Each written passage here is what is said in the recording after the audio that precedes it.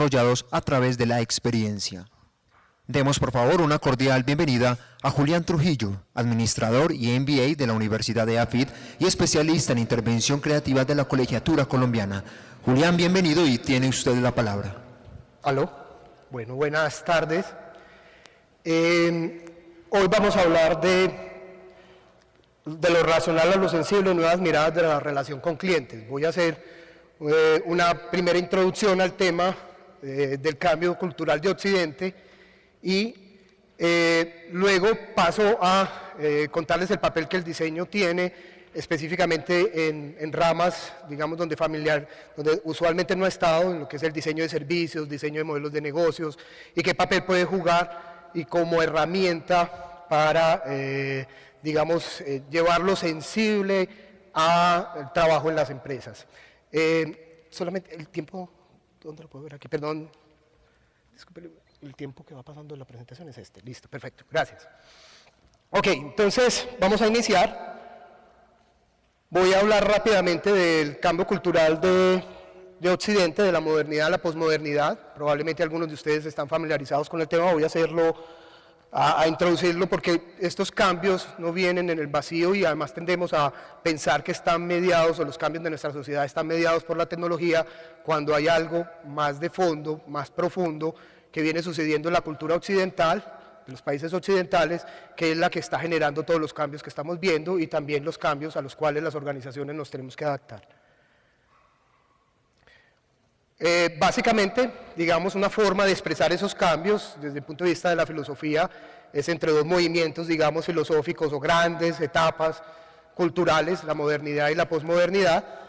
Hay alguna discusión de si ese es el nombre adecuado para lo que está sucediendo, es difícil uno juzgar lo que está pasando en el presente, porque justo la posmodernidad está pasando, pero digamos que para efectos de la comparación voy a usar el nombre que normalmente se le está dando, posmodernidad, para hacer la comparación y ver qué está sucediendo entre lo racional y lo sensible.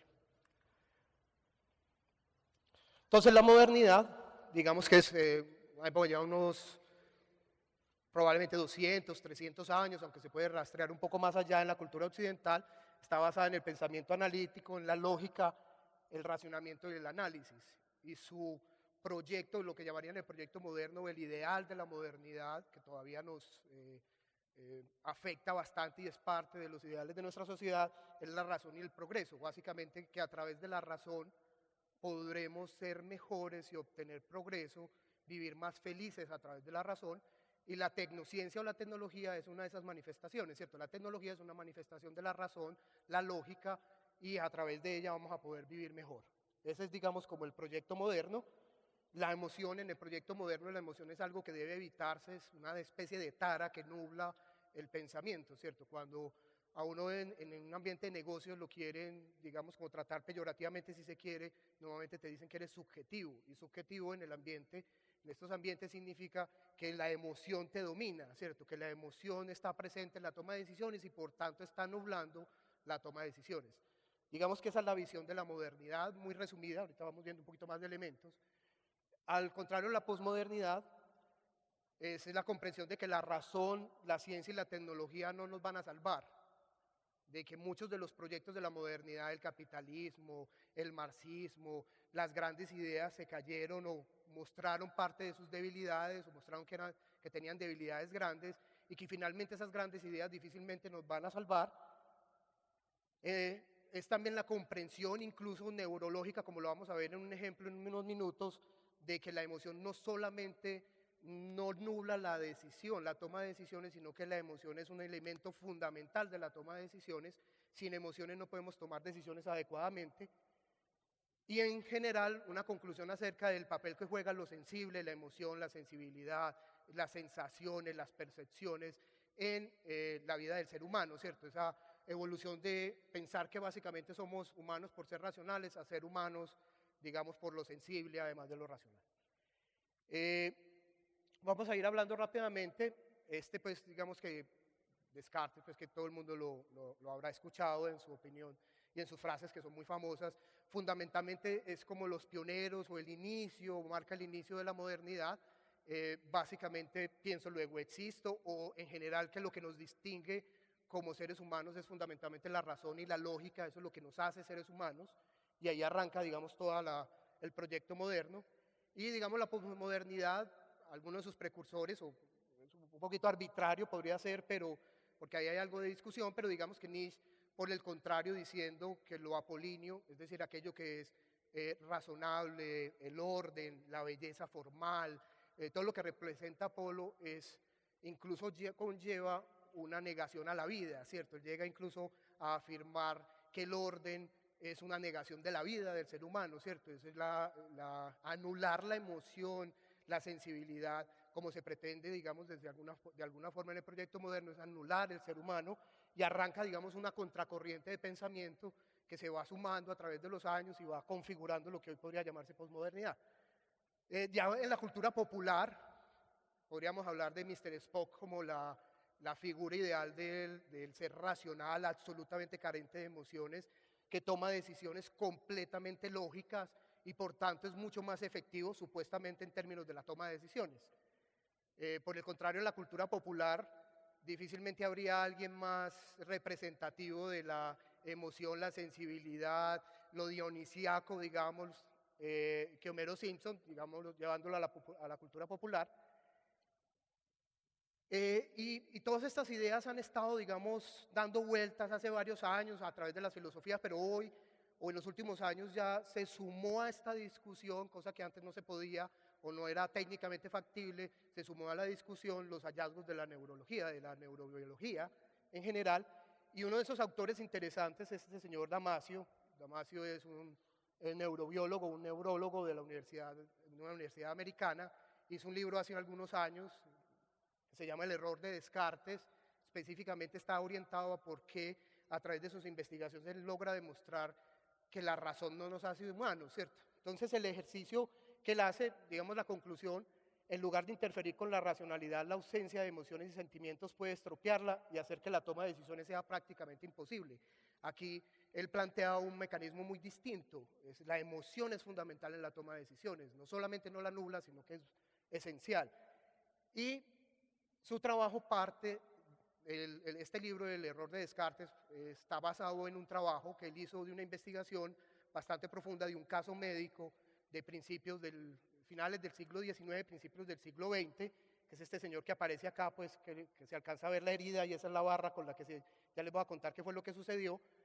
Este señor hacía parte de lo que era la industria en ese momento de más rápido crecimiento, la industria más importante, cuando se estaban haciendo todo lo que era el transporte vía tren desde el oeste de los Estados Unidos al este de los Estados Unidos, era una industria muy grande, digamos que la industria capitalista por excelencia en aquel momento, y este señor manejaba uno, digamos, de esos frentes de trabajo, era un tipo muy, muy reconocido por su habilidad técnica, muy reconocido por su habilidad administrativa, la gente lo quería, y le sucedió un accidente, bastante grave el accidente, este fue el accidente, a él en una explosión salió una barra volando y la barra le entró por aquí por debajo en la cara y le atravesó, como se pueden dar cuenta ahí, le atravesó parte de la cabeza y se le llevó o le afectó una parte del lóbulo frontal.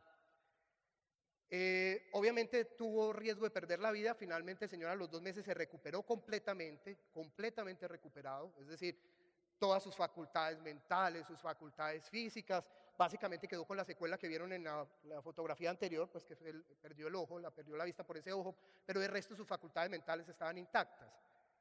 Pero sucedió algo, uno de los efectos, eso en aquel momento, en el momento que esto sucedió no se comprendía, se comprende años después en el trabajo de Damasio, quedó afectado los centros que comunican la emoción. Dentro del cerebro hay un lugar donde se genera la emoción, donde primero inicia la emoción, que es la amígdala que está dentro del cerebro, y esta manda un mensaje inmediato, una reacción inmediata hacia la corteza cerebral y al lóbulo frontal, y el lóbulo frontal tiene la capacidad de interpretar el tipo de emoción. Por ejemplo, en el caso de los niños es un mecanismo muy importante que a través de los años uno va adquiriendo cada vez más. Por ejemplo, un niño cuando ve una película de terror, todavía no tiene suficientemente bien desarrollado el lóbulo frontal, entonces sale corriendo. ¿Por qué? Porque la emoción que le genera todavía el lóbulo frontal no controla y no le alcanza como a decir que esa reacción no es adecuada porque quien está generando miedo en ese momento pues está en el televisor y no va a salir detrás de él. El niño todavía eso no lo logra procesar y sale corriendo.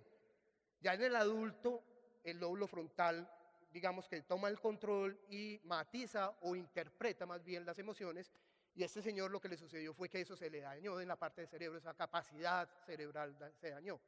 Es decir, se desconectó la generación de la emoción de la interpretación de la misma, que para efectos es no tener emociones. Él dejó de tener emociones. Se podría decir que era un Spock artificial, Spock producto de un accidente, ¿cierto? Él con ese accidente dejó de sentir y de estar afectado, entre comillas, por la emoción. En principio uno podría decir, y eso es lo interesante de este trabajo, podría uno decir esta persona era, digamos, como el administrador perfecto, una persona técnicamente apropiada, pues que tenía competente, había recuperado todas sus facultades mentales, conocía muy bien el negocio, pero ya la emoción no iba a anular su pensamiento, entonces sería la persona perfecta, el administrador perfecto para la toma de decisiones, pero la realidad fue otra. Él nunca pudo volver a vivir, digamos, de forma independiente, nunca pudo volver a trabajar, vivió otros 30 años, durante los cuales hay un caso muy bien documentado que es la base del libro del error de Descartes, y no pudo volver a vivir solo porque era incapaz de tomar cualquier decisión, incluyendo las más pequeñas. Entonces él llegaba por la mañana, por decir algo, y se iba a hacer algo tan sencillo como lavarse los dientes, entonces arranco por los dientes de arriba, por los dientes de abajo, con la mano derecha, con la mano izquierda, y como la emoción no jugaba ningún papel, sino básicamente el análisis lógico, y llega un momento en el cual la lógica y la razón ya no aporta más a la toma de decisiones, empezaba a dar un loop sin fin, hasta que alguien llegaba y le decía, arranca por arriba, por abajo, amarrate el pie izquierdo, amarrate el derecho, y toda su vida terminó así, nunca fue capaz de hacer relaciones, no pudo vivir más con la familia, o sea, una vida que no quisiera ninguno, pero ilustraba muy bien, o ilustró muy bien, cómo la emoción no solamente es no nula, sino que es absolutamente necesaria para la toma de decisiones. La razón la usamos fundamentalmente, probablemente, o para racionalizar la toma de decisiones emocionales, que sería el caso más extremo, que incluso es la conclusión del libro de Damasio, que es un poco extrema. Usamos la razón para justificar lo que decidimos emocionalmente.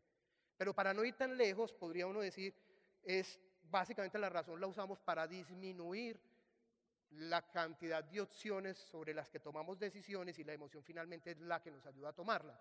Un ejemplo sería la compra de una vivienda, que es una de las decisiones más importantes de una familia, probablemente que tienen toda la vida o toda la historia de una familia, por el compromiso que representa económicamente, por el impacto. Y no hay nada, uno diría en principio, como es tan impactante y de tan alto valor, debería ser una decisión completamente racional. Y cualquiera que haya comprado una casa, un apartamento, un lugar de vivienda se dará cuenta que no es así.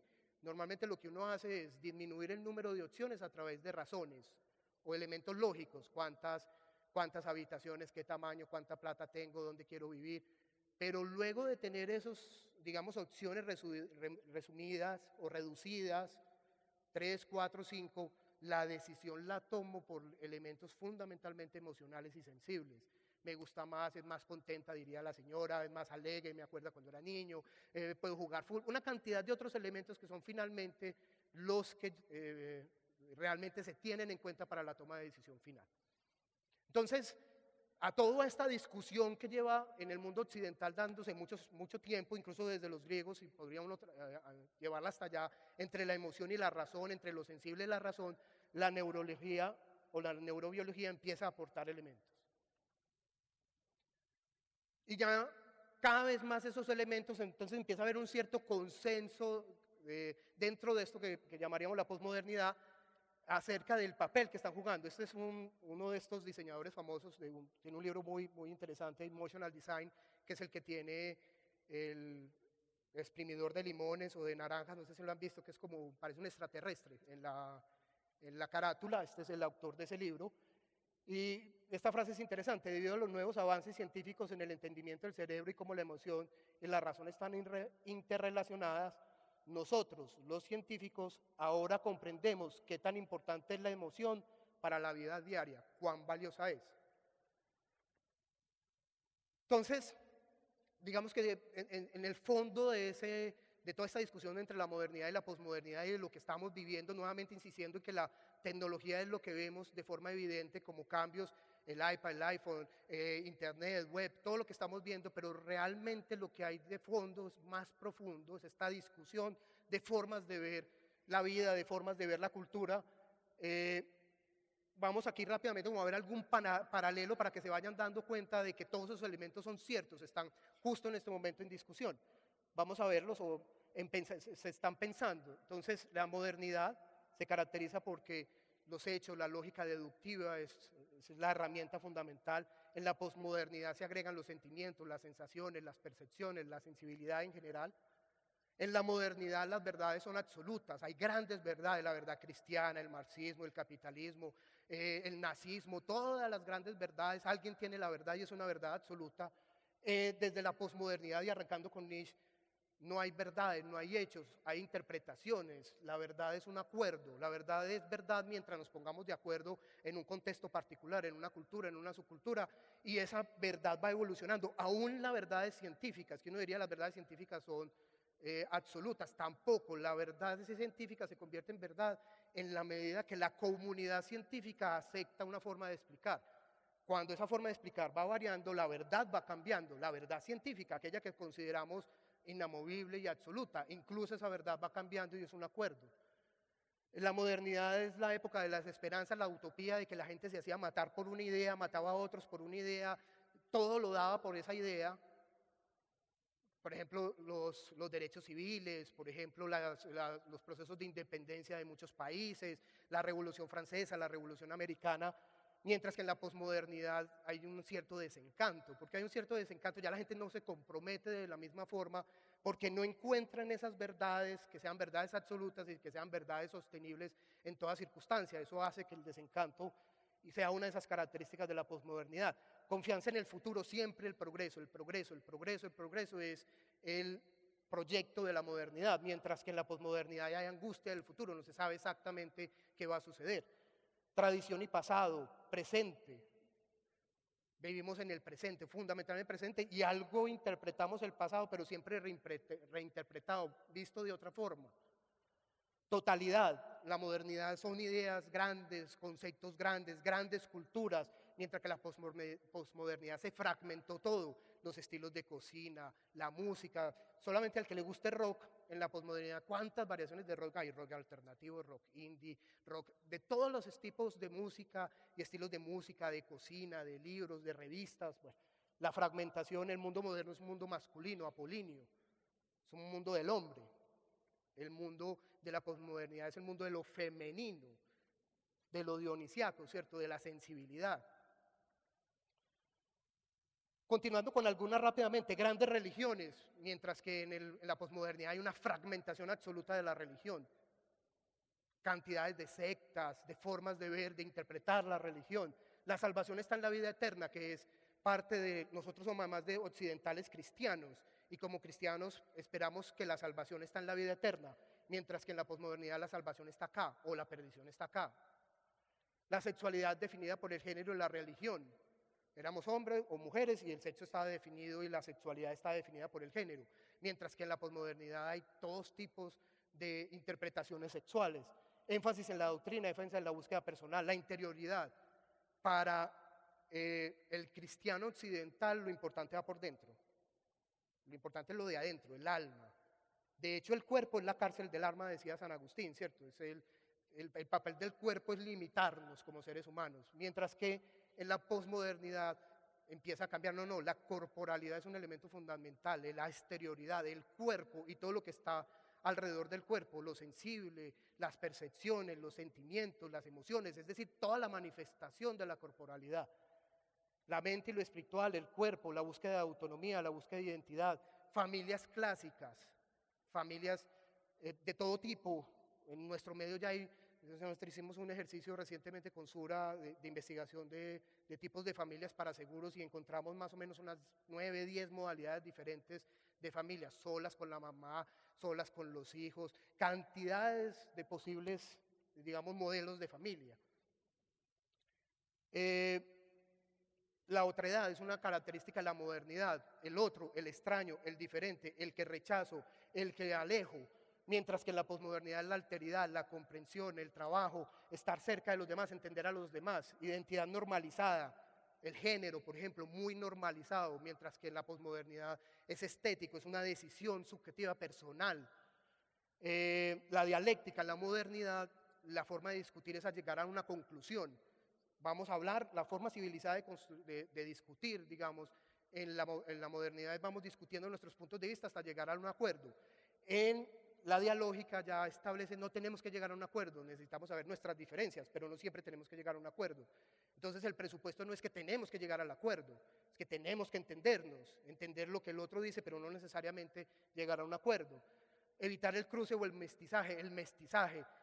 Hace unos años la revista, creo que fue Times, hizo una encuesta a través de todos los países o varios países del mundo acerca de cuál era la mujer ideal, la belleza ideal.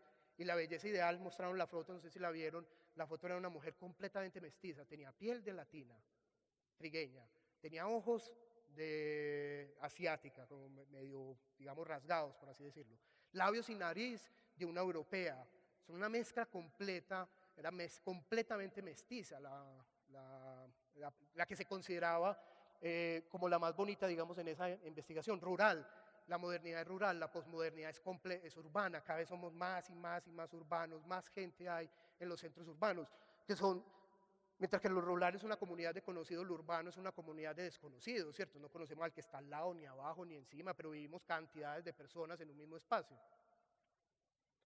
Bueno, cantidades, digamos, de otros elementos, economía de producción, economía del consumo, el hombre se impone a la naturaleza, la modernidad viene en la premodernidad, el hombre estaba en todo momento a punto de ser dominado y, digamos, borrado de la faz de la tierra por una enfermedad, un desastre natural, o sea, la naturaleza gobernaba la vida del hombre.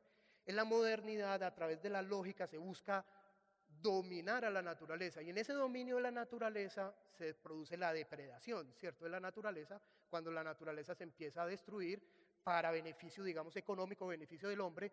Ya en la posmodernidad, ya ese no es el énfasis no es el dominio de la naturaleza y su depredación, sino la comprensión, la sustentabilidad, la sostenibilidad, el convivir con la naturaleza. Ejemplos hay muchos en el diseño, en la arquitectura, voy a ir un poco rápido. Diseños, ustedes están todos muy familiarizados seguramente con la Bauhaus versus los diseños ya de estilos más posmodernos, donde hay una mezcla de diversas formas, más eclécticos en términos de diseño. Las diferencias también en la arquitectura también se manifiesta, edificios pues donde todo era impoluto, no se podía tocar, donde no hay espacios para la gente medio estorba en el edificio, lo ensucia, que son los espacios de este estilo La Bauhaus, mientras que los otros espacios caóticos, eclécticos, donde la gente deja huella. Incluso en cosas como la danza clásica, digamos, es fiel al ideal cristiano, vamos para arriba, todos los movimientos son hacia el cielo, donde está la salvación. En la danza moderna es en el piso, donde está lo sucio, lo oscuro, digamos desde el punto de vista de lo cristiano, ¿cierto? No, entonces la danza contemporánea, la danza está mucho más cerca del piso de lo que estaba, digamos, otros tipos de danza, la danza clásica. Todo lo que es el arte urbano, el graffiti, todos los derivados del arte en lo urbano, formas de expresión gráfica muy distinta, de arte diferente. El arte dejó de ser como para la mamá de uno, que para la mamá de uno el arte, y todavía sigue siendo así para las mamás nuestras y las abuelitas, arte es una cosa, algo que puedes exhibir, colgar, poner en una mesa, llevar para algún lado, comprar, exhibir. Ya en estos tipos de arte, ya eso deja de ser la cárcel, digamos, de estas interpretaciones artísticas, es más acontecimientos, actos, pueden durar algunos minutos simplemente o podrían durar algunas horas y desaparecer, ¿cierto? Y son interpretaciones diferentes. Esto simplemente en el cine, por ejemplo, algo como en esta película del Caballero de la Noche, ¿quién es el héroe? Es el antihéroe. Yo ni me acuerdo siquiera, no sé si ustedes se acuerdan de quién era el protagonista, quién hizo de Batman en esa película, no me acuerdo, yo no sé si ustedes se acuerdan. Pero sí nos acordamos todos de quién hizo del Guasón, y exactamente el papel del Guasón. Es parte, y todos estos otros elementos, Pulp Fiction, Lost, la Red, bueno, son todas manifestaciones digamos, de esa posmodernidad en la cultura popular. Ya entrando a las empresas o las organizaciones empresariales tienen, digamos, como, esta es la visión posmoderna, la de la izquierda, moderna, y la de la derecha la visión posmoderna de las organizaciones. La visión moderna, la que ha guiado mucho de la definición de empresarial, incluyendo todavía en estos momentos sigue siendo el paradigma, especialmente en nuestro medio, está orientada a que las organizaciones son entes abiertos. Abiertos es que yo puedo cambiar a discreción, como un motor. Abro la tapa del motor, cambio una pieza, la reemplazo por otra y eso funciona. Científica en el sentido de que lo que necesitamos los administradores es conocer las reglas y las fórmulas de la administración, y con esas fórmulas haremos mejores empresas. Es objetiva, lo subjetivo debe estar por fuera, solo lo objetivo, aquello que es racional. Determinística, es decir, si yo encuentro las reglas y las ejecuto, las reglas me producen un resultado predecible, como si fuera una fórmula. Y sobre eso está montado, por ejemplo, todo el mundo de la consultoría empresarial. La gran mayoría de las consultorías empresariales están basadas en que son capaces, como si fuera un mecánico experto, de llegar a una organización, abrirle el capote a la organización, cambiarle las piezas, mover los engranajes que deben ser, y la organización es otra. Ese es el paradigma, digamos, de la organización moderna. Por el contrario, la organización posmoderna no, es cerrada. ¿Cerrada en qué sentido? En que tiene su propia lógica. Cada organización empresarial o organización en general tiene una lógica que la hace que subsista, que se mantenga, que no sea fácil de cambiarla, que alguien de afuera no simplemente cambie una pieza y eso ya cambió. O lo que produce es un daño mayor aún y produce unos efectos indeseados que de pronto no había tenido en cuenta. Son cerradas en ese sentido, cerradas en que tienen su propia lógica y solo pueden ser intervenidas desde adentro, ¿cierto? Son sensibles, hay una mezcla de elementos racionales que son los menos, y fundamentalmente son seres vivos sensibles, llenos de sentimientos, emociones, formas de ver las cosas, percepciones. Y vemos acá no sé si todos están familiarizados, este es Michael Porter, que es el gurú de, digamos, la organización moderna. Entonces, él definió unas reglas que si todos los demás somos capaces de implementar, entonces vamos a llegar a un resultado predecible. Por el contrario, no sé si también están familiarizados con él, Humberto Maturana es un biólogo, de hecho es un biólogo que está haciendo trabajos en sociología, antropología, y se está llevando varios de sus trabajos al mundo de las organizaciones. Dice, no funciona así. El concepto de autopoietica, que es un concepto de este señor, de este biólogo, es un biólogo chileno, básicamente, lo mencioné ahora, es que cada organización tiene su lógica, su propia trama, sus propias conversaciones, y solo a través de ellas es que se pueden intervenir y cambiar. Ya en términos de quienes implementan, de los administradores, Jack Welch, que fue presidente de General Electric casi 25 o 30 años, uno de los más importantes presidentes de empresas de la historia, y el tipo era fundamentalmente orientación moderna. Por el contrario, yo creo que están más familiarizados. Branson, el de Virgin, es típicamente un industrial o un director de empresas claramente posmoderno, ¿cierto? Tiene elementos de posmodernidad. Bueno, y aquí, para finalizar este pedazo, este es en Business Insider, no sé si todos están familiarizados con ese sitio, un sitio bien interesante. Publicaron este mapa, esto es un estudio, se llama la investigación de los valores mundiales. Es una investigación que están haciendo desde el 81 sobre las grandes culturas del mundo, ¿cierto? Está haciendo una investigación, lo que se llama una investigación longitudinal, es decir, desde 1981 en 100 países en el mundo. Lleva 3 olas, en este momento están haciendo la séptima. La última, que es con base en la que están estos datos que les voy a mostrar ya, es del 2009-2010, ahora están haciendo la séptima. Y miren, es interesante, ellos dividen todas las culturas y países del mundo en 2 ejes, fundamentalmente, esa es una gran conclusión. Primer eje, que es el eje de las Y.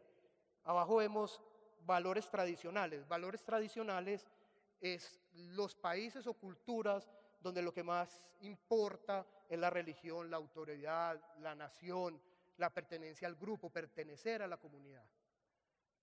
Hacia arriba están los valores seculares.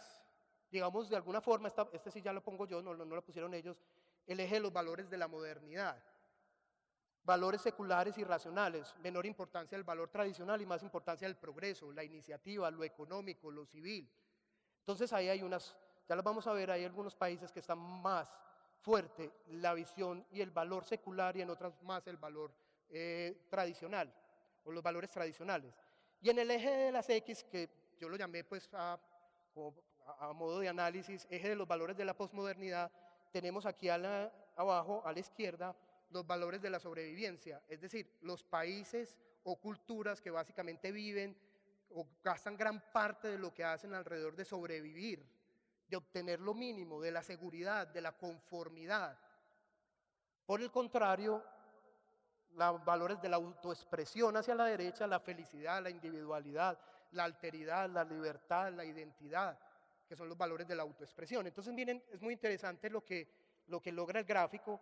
Las grandes movimientos o las grandes culturas, digamos, se podrían rastrear que tenemos en este momento. Está América Latina, no sé si la alcanzan a ver aquí. Vamos a ver si este me funciona mejor. Sí, América Latina, aquí está Colombia, América Latina, los países islámicos, África, digamos que estos son los confucianos, pues de Asia, que siguen las doctrinas confucianas, los ortodoxos, los católicos ortodoxos, los católicos europeos, los países de habla inglesa y los países europeos protestantes, ¿cierto? Y si uno empieza a hacer ciertas conclusiones, se empieza a dar cuenta de ciertas cosas, ¿cierto? Cosas como, por ejemplo, hacia dónde se mueve, digamos, el éxito económico. Entonces, el éxito económico se mueve, digamos, en dirección del eje de las Y. Hay una cierta correlación en la medida que los países logran tener una mayor apreciación de los valores seculares. Podría uno concluir en principio, viendo estos resultados, tienen una mayor probabilidad de confort económico, que es además el proyecto de la modernidad, ¿cierto? Explica perfectamente el proyecto de la modernidad. Ahora, cuando uno empieza a moverse hacia la derecha, empieza a ver la tolerancia, otros elementos, la tolerancia, la disposición a trabajar con los demás, los niveles de violencia muchísimo más bajos, otros elementos que aparecen. Y para quienes trabajan o trabajamos en industrias creativas o relacionadas con la creatividad también implica ciertas conclusiones interesantes, y es los países que hoy se consideran de niveles de creatividad más altos están por acá, están por estos lados, ¿cierto? Suecia, Dinamarca, Noruega, Alemania, Finlandia, los que han sido considerados hoy en día países de niveles de creatividad muy alto, creatividad social, creatividad de producto, bueno. Entonces, es una buena pues como forma de ilustrar un poco los ejes de la modernidad y la posmodernidad. Ahora, esto necesita entonces de que en las organizaciones tengamos nuevas miradas. Eso es el mundo en donde estamos viviendo todos, estamos justo en el cambio. Es a veces muy difícil juzgar y ser objetivo con aquello que está sucediendo. Siempre se puede decir con exactitud lo que está sucediendo en el presente, es decir, en forma retrospectiva. Entonces eso dificulta el análisis, pero las organizaciones estamos teniendo claramente que tenemos que cambiar cosas. Primero, piloto automático. Cuando estamos demasiado acostumbrados a hacer las cosas, seguimos haciendo lo mismo y lo mismo y lo mismo, y si venimos haciendo las cosas dentro del paradigma de la modernidad, seguimos haciendo lo mismo en las empresas y seguimos haciendo cosas muy similares. La insanidad es que además venimos haciendo lo mismo, pero queremos resultados distintos. Es una frase de Albert Einstein. Queremos resultados distintos, pero haciendo lo mismo. Entonces, todas las organizaciones hoy en día están conscientes de la necesidad de ser creativas, innovadoras, de tener aproximaciones distintas. Eso casi cualquier organización en el mundo lo tiene claro. No sabe exactamente por qué, puede sobreestimar el papel de la tecnología, eso no importa, pero todas la tienen clara. Pero lo que no tienen claro es la necesidad de cambiar los métodos que están usando, que vienen usando. Entonces se da esa doble paradoja de necesito cambiar, pero uso los mismos métodos. Es decir, los métodos de la racionalidad, los métodos de la lógica, de lo objetivo, para problemas que ya son distintos, de mayor complejidad. Ya no son problemas solamente que se resuelvan así, se resuelven de formas diferentes. Para ello entonces necesitamos conciliar el mundo sensible, el mundo subjetivo, ese mundo que las organizaciones tienen retirado, escondido, que no permiten que aflore, mezclarlo con el mundo racional y el mundo objetivo, porque realmente el valor está en esa capacidad de mezclar esos dos mundos. No está tampoco en abandonar todos los elementos de la racionalidad, la lógica y lo objetivo que han generado aportes indudables. O sea, por más que uno quisiera ser posmoderno, sí es mejor ser moderno que premoderno. Pues vivir en una época hace 500 años donde la gripa de un hijo significaba que se iba a morir con alta probabilidad. Yo no quisiera volver y ninguno de nosotros quisiéramos volver a una época de esa, ¿cierto? Si no quisiéramos volver a eso. No se trata de devolvernos, sino de la evolución, ¿cierto? De la evolución, de coger lo que había en la modernidad y en la premodernidad positivo y agregarle estos elementos adicionales. Y es en las empresas que son capaces de unir esos mundos, y creo que vemos los ejemplos, y ustedes lo conocen y todos los días hablamos de ellos, un Apple, un Google, cualquiera de estas compañías que han tenido la capacidad de unir el mundo sensible con el mundo racional, las que hoy están obteniendo más frutos, ¿cierto? Son capaces de unir esos dos mundos de forma apropiada. Y empiezan entonces formas diferentes de identificar y hacer el trabajo y de enfrentar los problemas. Digamos, la forma clásica que las organizaciones tienen cuando van a definir lo que quieren hacer con los clientes es del ombligo para afuera, es como de adentro de la empresa hacia afuera. Casi ninguna organización se propone torturar clientes, casi todas las organizaciones quieren atender bien sus clientes, pero normalmente lo hacen desde las capacidades internas, desde la lógica, desde la razón, y van diseñando hacia afuera. Cuando uno va diseñando hacia afuera, termina que la experiencia o lo que le sucede al cliente no es diseñado, sino que es el resultado de unas definiciones que hiciste antes, que son estas que aparecen acá. Estás diseñando de adentro para afuera y el resultado no lo estás diseñando. En estos métodos, o algunos de estos posibles métodos que las organizaciones están usando, la experiencia inicia, o sea, es parte de qué es lo que esperamos que los clientes y los usuarios obtengan con el servicio, con el producto, y luego vamos entrando hacia la organización y luego definamos los procesos, los procedimientos, las tecnologías, nos vamos hacia adentro, primero diseñando lo que esperamos que sea lo racional y lo sensible en términos del cliente, ¿cierto? Y eso implica cosas que a veces son difíciles para las organizaciones. Las organizaciones están, digamos, estructuradas mentalmente para que todo proyecto se juzgue en términos de la factibilidad técnica de algo, factibilidad técnica, operativa, legal. Entonces, cuando uno está en un proyecto, si ustedes han tenido oportunidad de trabajar proyectos empresariales, siempre se dan cuenta que está todo el tiempo presente prendido el factibilizador, por decirlo de alguna forma. Es decir, todo el tiempo estás pensando, se puede hacer, es muy difícil de hacer, la tecnología no se puede, legalmente no se puede, no tenemos el sistema de distribución, todas las razones por las cuales algo puede no funcionar. Y por el otro lado está todo el tiempo mirando la viabilidad económica, es económicamente factible, genera rentabilidad, y en esto permanece, que es el paradigma de lo racional, porque en esas dos cosas se mueve la razón, lo lógico, lo racional, se mueve ahí todo el tiempo, y todo el tiempo la organización está manejando sus métodos, o la mayoría de las organizaciones manejando sus métodos alrededor de estas dos, digamos, como principios de pensamiento dentro de la organización. Ahora, con estos elementos, y aquí viene que la administración siempre ha sido hábil para coger cosas de otras ciencias, o de otras técnicas, o de otras metodologías, o de otras prácticas, para traerlas acá. Entonces viene, por ejemplo, el diseño, el nuevo papel del diseño dentro de las organizaciones, y trae cosas nuevas, que es ese mundo de lo sensible que estaba ausente o minimizado. Entonces, en estas organizaciones, en estos modelos, lo sensible es lo primero, que sea atractivo para el usuario, para el empleado de contacto público. En la medida que tanto el empleado que atiende al cliente como el cliente, lo sensible, lo emocional, también lo racional funcione, hagámoslo viable y factible. Es decir, primero arranquemos de afuera hacia adentro, diseñando lo atractivo para quienes están haciendo la interacción, y luego vamos entrando. Que es el concepto de experiencia, ¿cierto? Que yo creo que todos lo han escuchado, porque cada vez se está volviendo más, con el riesgo de volverse una de esas palabras que dejan de significar algo por el mal uso que tiene, pero digamos cada vez más hablamos de la experiencia en este sentido, en el sentido de la atractividad para los que están haciendo la interacción. Dentro de ese cambio entonces de métodos, voy a rápidamente contarles 5 o 10 minuticos de dos posibles métodos. No pretende ser ni mucho menos los únicos métodos que pueden producir ese cambio, acompañar ese cambio. Son algunos de ellos derivados en gran parte del diseño, de los diferentes diseños, el diseño de moda, el diseño gráfico, el diseño industrial, que tienen una proximidad mayor a lo sensible, al mundo de la emoción, al mundo de la percepción, traídos digamos, a este mundo de lo racional para hacer una mejor combinación. cada vez también trayendo artistas, la estética, otras formas de mirar para complementar.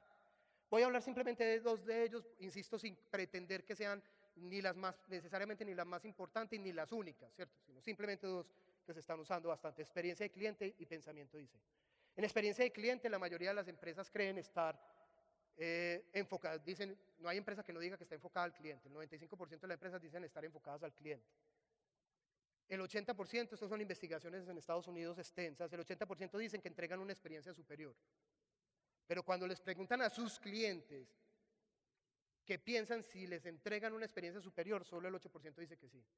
O sea, hay una enorme brecha entre lo que la empresa cree es la experiencia que tiene o que suministra a sus clientes y la que los clientes y los usuarios realmente, digamos, percibe. Entonces, esa es, en parte, esto es una propuesta, digamos, una forma de verlo, es porque el ideal de la gestión racional nos ha alejado de nuestros clientes y empleados.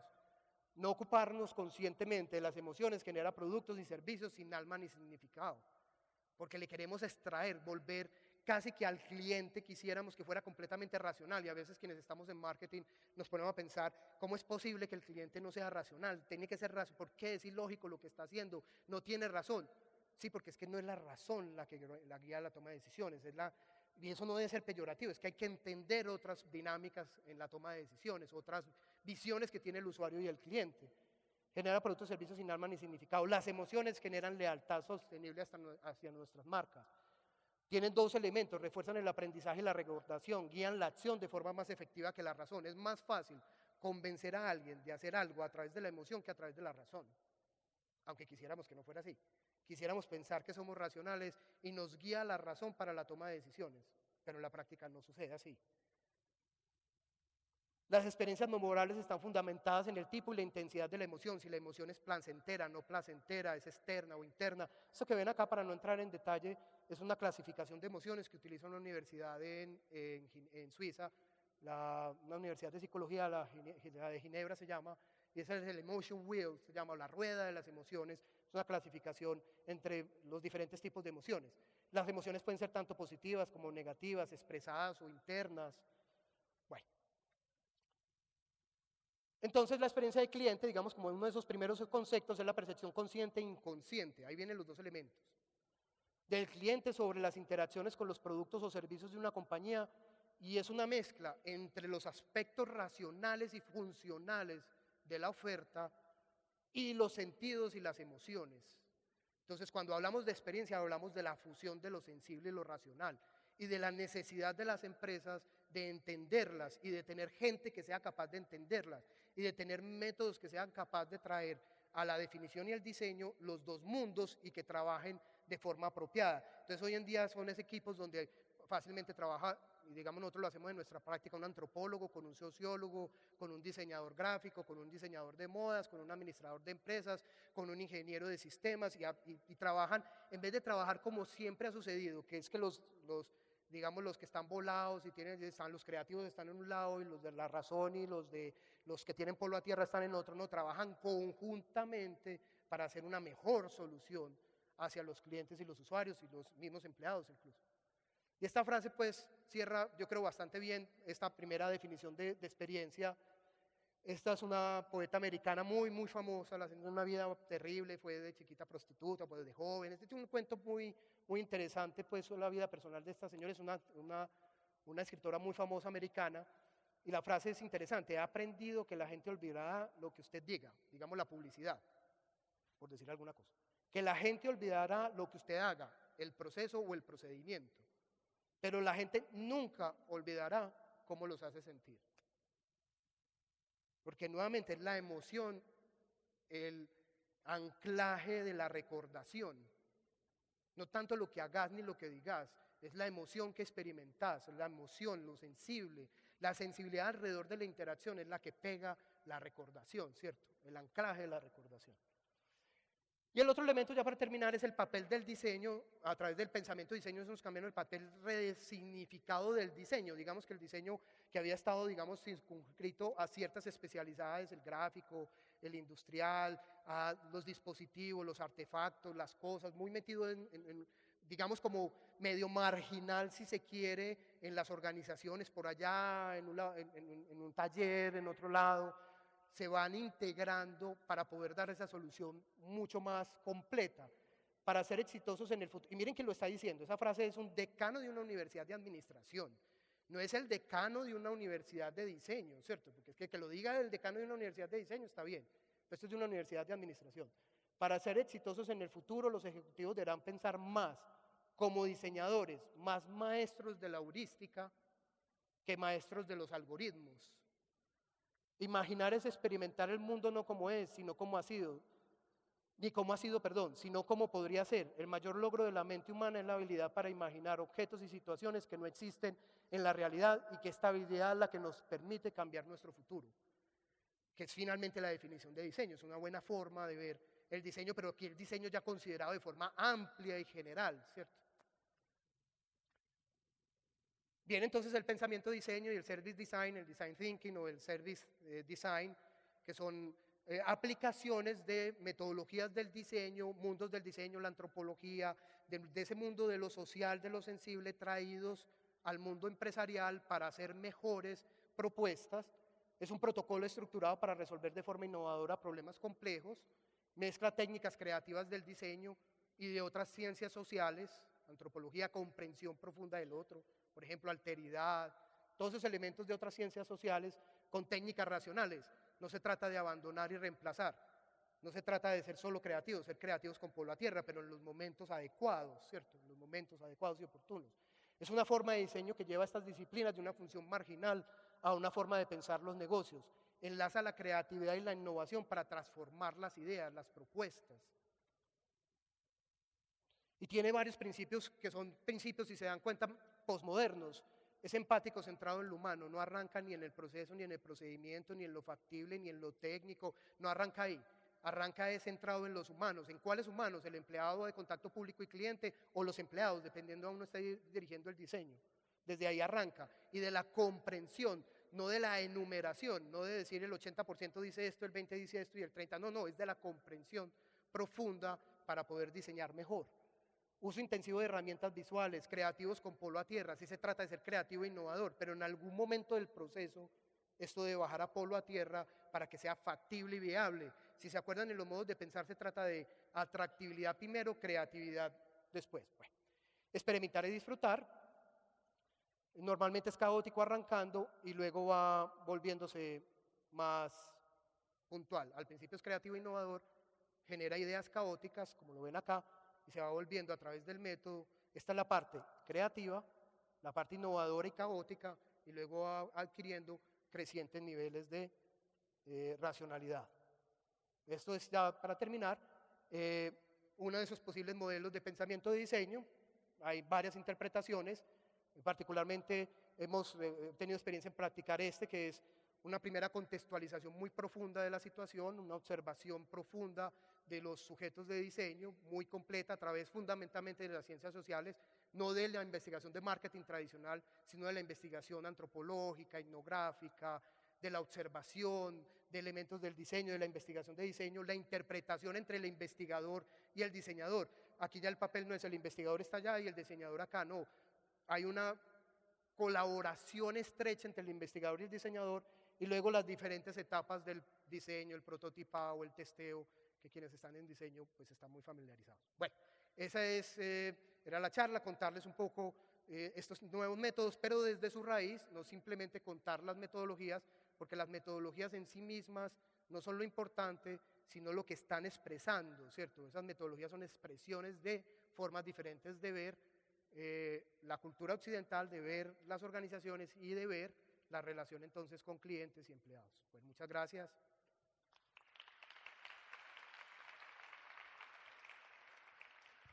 Muchas gracias a Julián Trujillo por su presentación.